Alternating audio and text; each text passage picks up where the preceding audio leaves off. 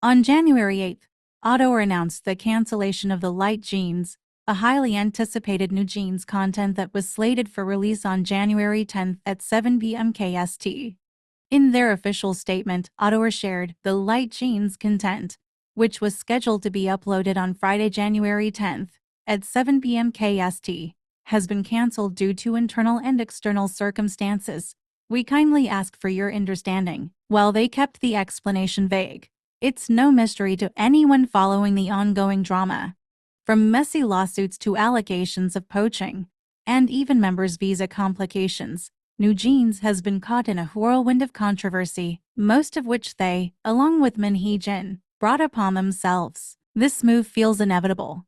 NewJeans has essentially torched their relationship with ADOR while trying to gamble on Min Hee-jin's shaky promises. The result? A group on the verge of irrelevance, with cancelled activities and growing backlash from fans and the industry alike. The Light Jeans isn't just a cancelled project, it's a symptom of a much bigger problem: NewJeans' inability to navigate their career without causing collateral damage. ADOR's decision sends a clear message: you can't expect to betray your foundation and still enjoy its benefits. NewJeans gambled big, and so far, they're losing on every front. This cancellation is just another reminder that actions have consequences, and in this case, those consequences are stacking up fast. Now moving on to Hanni. Hanni's visa crisis isn't just a personal disaster, it's a full-on K-pop catastrophe. The Australian Vietnamese idol is now stuck in a legal mess after her E6 entertainment visa was invalidated, all because her employment with ADOR is no longer valid after her contract termination. To make matters worse, she's now in the awkward position of being an illegal in South Korea. So, what does that mean? Well, Hanni could be facing deportation, or at the very least, be banned from entering the country again. Seriously, how did things go this wrong?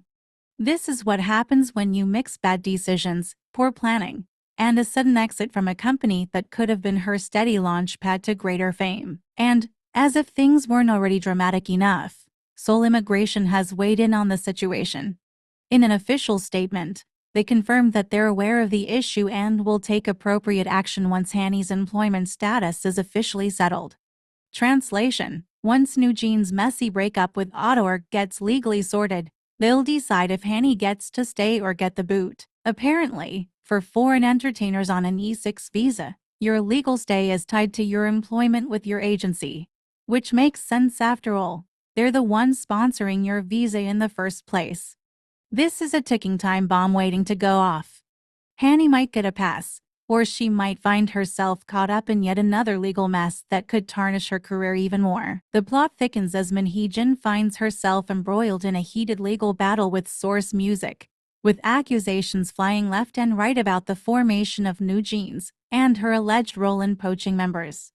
According to Source Music, the creation of NewJeans was a joint effort, with the group's members being scouted and trained through their global audition system, particularly Hanni. However, Min Hee-jin, in her quest to bring her vision to life, is accused of transferring these trainees to ADOR without the proper go-ahead. The dispute stems from Min's claim that HYB chairman Bang Si-hyuk promised NewJeans as the company's first girl group, only for Source Music's Les Seraphim to take that title instead. In response, Source Music hit back, accusing Min of misleading the public and tarnishing their efforts by asserting her supposed ownership over the group's creation. This isn't just a squabble over who gets credit.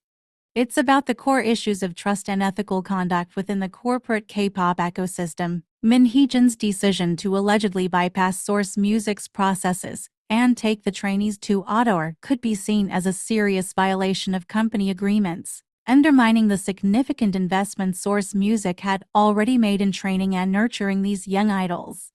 Even though Min denied any wrongdoings, claiming the entire process was transparent, the legal documents suggest otherwise. To make matters even murkier, she's now facing defamation claims from Source Music and Belift Lab, who accuse her of spreading false narratives, including the bizarre claim that Belift Lab's latest group was a copy of NewJeans. It's a mess that doesn't just hurt Min Hee-jin's reputation, but also casts a shadow over NewJeans' meteoric rise to fame. As Min Hee-jin's legal troubles continue to unfold, it's clear that her actions have had far-reaching consequences, not just for herself, but also for NewJeans. While the group's success on the charts and in the global K-pop scene is undeniable, the drama behind the scenes is starting to overshadow their achievements. Min's alleged attempts to poach trainees and manipulate the system to get NewJeans into ADOR has placed the entire creation process under a microscope, and it's becoming harder to ignore the ethical questions that come with it.